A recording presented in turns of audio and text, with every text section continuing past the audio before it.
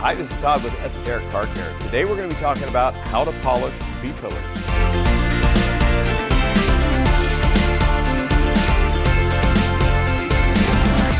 Okay, B-pillar polishing. This is one of those areas where you can make a great big difference on the overall looks of the car if you spend some time on it. These are, most of the time, they're going to be a shiny black surface. They get swirled up really bad. One of the big issues, especially on the drive or the front door, is people use the B-pillar to close the door, which you shouldn't do. We've talked about it in other videos. Only use the door handle to close the door. Otherwise, they get very badly scratched up. If you follow the other videos that we did featuring this E39 BMW M5, we talked about how to inspect the car, getting ready for polishing, and also how to identify defects. And we spent a bit of time talking about the B-pillars. So you can make a big difference on it. A lot of people are kind of afraid to touch it. They don't really know exactly what the material is. They're concerned with damaging it. But really, it's not a whole lot different than polishing the painted surfaces. But if you have a black car in particular, or something with a heavy contrast like red, if you polish everything out and this is left all swirly, it's going to look really bad. So we want to go in there, we want to get everything polished out right, get it looking fantastic. So there's a few cautionary steps that we're going to need to take.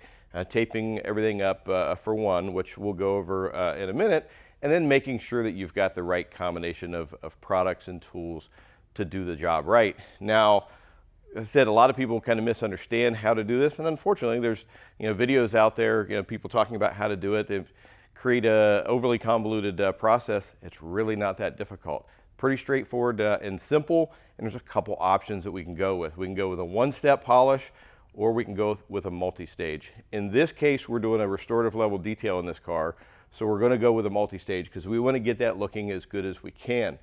Now, you're probably going to have a deeper scratch or two that's just going to remain in there. You don't want to chase really heavy defects in this material. You can go over it a couple times, even with the compounding stage, and it kind of gets what it gets at that point, and then you bring a lot of color in it afterwards. But even with a one-step on these, most of the time you can team up something like a yellow Rupus pad, Sonax Perfect Finish. You can get 70–80% correction rate. And a lot of cars that you're doing, if you're not doing a super heavy level, one step on there is probably going to work out just fine. So speaking of the products that we're going to be using, we have done a lot of testing to try to figure out what works best on these, and the best combination that we've found for most of the B-pillars, most of the time gives us the most consistent results, is going to be Meguiar's D300 compound that was designed specifically for their microfiber cutting system. And speaking of, we're going to use microfiber cutting discs. For these, we're going with a 3-inch Rupus LHR 75 pneumatic tool. You got a couple of different pads. This is the original DMC3 from Meguiar's. This is one that we have cut down to a smaller size. We sell these as well for people who want a pad that actually fits the backing plate. You don't have too much overhang. This, especially when you're working against these areas here, having it cut down a little bit smaller makes it a little bit more effective. So we have our microfiber cutting discs, and then we have Sonax Perfect Finish for our finishing stage. It's either going to be with a yellow polishing pad from Rupus or a white finishing pad. This paint, we did some testing on it. We found that the white works a little bit better, but if we're going to be doing a one-step, we would use the yellow. Additionally, you got a couple of nice towels. You got something like Geon Prep to clean the surface between compounding and finishing, and then afterwards, because afterwards we're going to coat this to try to keep it looking good for longer. We want to make sure and strip any of the polishing residue off. So now what we're going to do is we're going to switch over and we're going to go over taping, kind of show you what you want to be careful of, and then we'll get into the polishing process itself. Right, now that we're getting ready to work on polishing this, we want to take a look at some of the areas that we have to be really careful of. Most all of these B-pillars have rubber seals down the side of them. You want to protect those, you don't want to damage them, and you want to avoid getting them stained with polish or compound. You just make life miserable on you. Afterwards, you're trying to go in there and clean it up, then you risk scratching up the area that you just polished out. So we're going to tape all this up and we're going to make sure that, that everything is protected, so we're only hitting the B-pillar area that needs to be polished. Now I grab my handy dandy kamikaze tape, shameless plug on this, but this is the best stuff that we have found for working in these areas because the edges don't peel up and then end up getting tape residue all over it. Once again, this is soft. If you have to work to get a bunch of tape residue off, you're going to scratch the surface in the process. Very, very soft. So as you can see down here, we want to make sure and have all this taped up. I opened the door and got this the seal in between, kind of seals it off.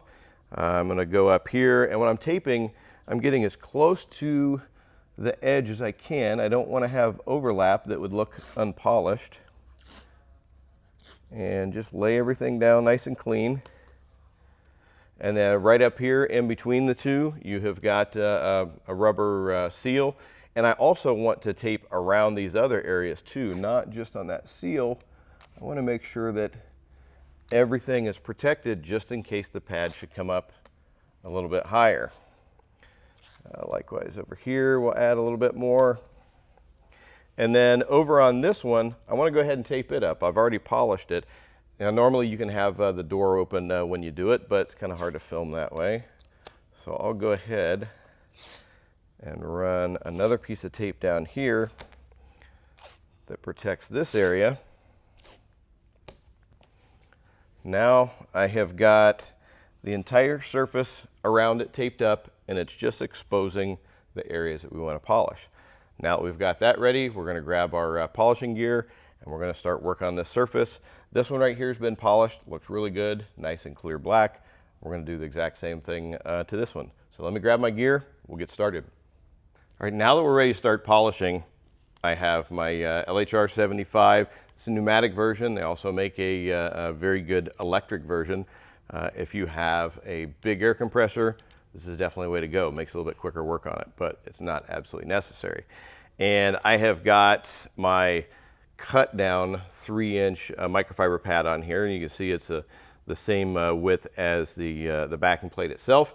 It just allows me to get a little bit more pressure right on the edge, and I'm not having to worry about an overlap when I get down to these kind of areas.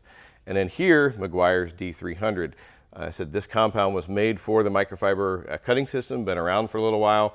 It's a little bit less aggressive than some of the other compounds on the market, but for this softer material and for like tail light lenses that we're going to do a video on this same car, works absolutely fantastic. Some of the heavier compound, you can create yourself a lot more work on the finishing stage.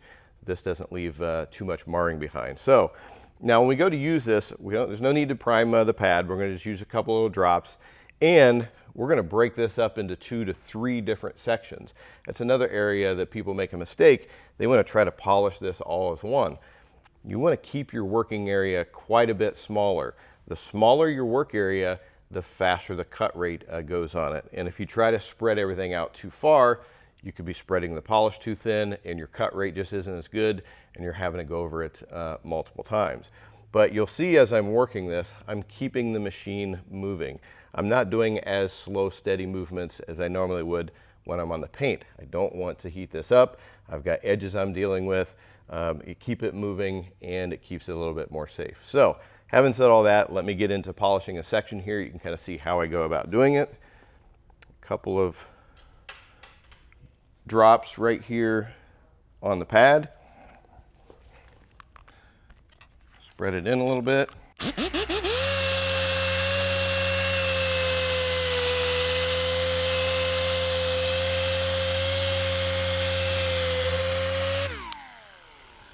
Okay, you can see we did a really small spot. That's about 1/3 of the pillar here. And if I take my towel, wipe everything off, inspect it,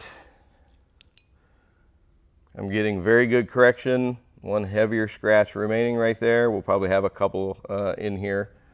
But that made a huge, huge difference.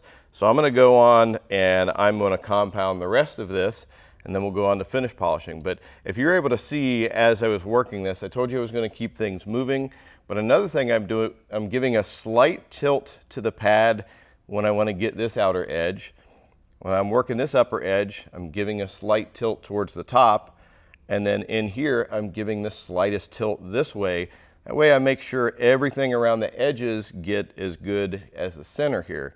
And you'll be able to look at it after you work on it to see if you potentially missed anything, or you can come back, put one little drop right on the surface itself, and you're gonna finish that up. So I'll continue on, get the rest of these, we'll wipe it down with prep, and then we'll go in with our finish polishing process. All right, now that we've got it all compounded, there was a couple of heavier scratches that I had to go over twice. Once again, just a small little drop of product right on that area. Work the little area. You don't have to work the entire section all over again. And as I'm working down in here, since you have this ledge, as I had the pad in there, I had it tilted just a little bit down towards this edge. You try to work it up and down, try to work it back and forth right in there. And then likewise, these edges here, the pad was tilted a little bit outwards, and it was tilted a little bit outward this way as I was focusing on this outer edge. So now everything is cleaned up. You got a little bit of haze left in there from your compounding stage, which is going to be natural. The key is to try to find a product or a process that produces the least amount of haze. Makes the finishing process that much easier. So now we're going into the finishing stage. I've got my Rupus white finishing pad here. Sonax Perfect Finish. And we're going to go in, once again, we're going to break it up into probably 3 different sections as we do the polishing of it. This is to extract all of the gloss and clarity, get rid of any more haze. Your second stage, you shouldn't be chasing defects at that point. You correct your defects on your compounding stage. You shouldn't be doing that on the second stage. So if you still have defects left, you need to work on that technique a little bit for the compounding. Go in, and we're just going to make this thing very black at this point. So once again, just a little bit more right on the pad. No priming is necessary. Priming is one of the most overdone things in this business, and we don't prime at all, and we get great results out of it. So take this, spread it in a little bit, and then just start working it.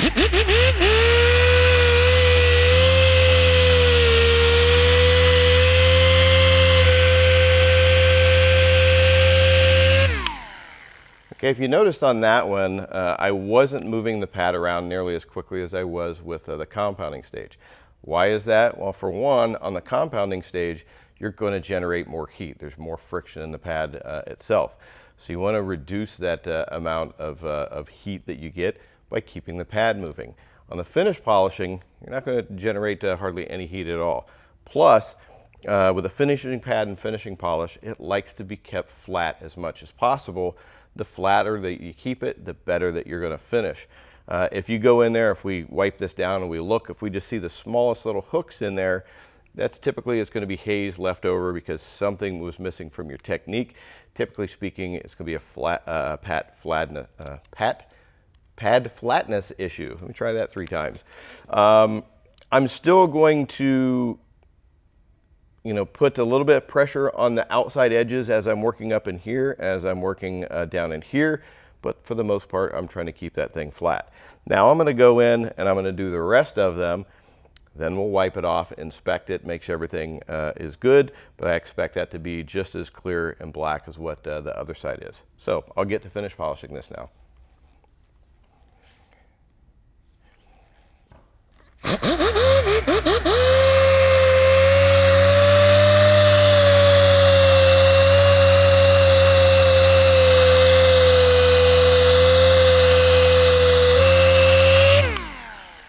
And one thing I want you to notice on there is I overlapped quite a bit in my middle section and my top section. And I'm going to do the same thing down here when I'm working on the bottom section. I'm going to come in and overlap that. The reason being is because at the edges of any working section you're going to have, your finish is going to drop off. Or if you're compounding, your cut is going to drop off. So you want to make sure that you have those sections overlapped a bit to make sure that you don't have any areas right in between your 2 sections that the cut or the finish isn't nearly as good. So I'm going to come down here, work this last area, and because there's a bit of a ledge down at the bottom, I'm going to have to tilt this a little bit, work right along that ledge to make sure that I get everything cleaned up well.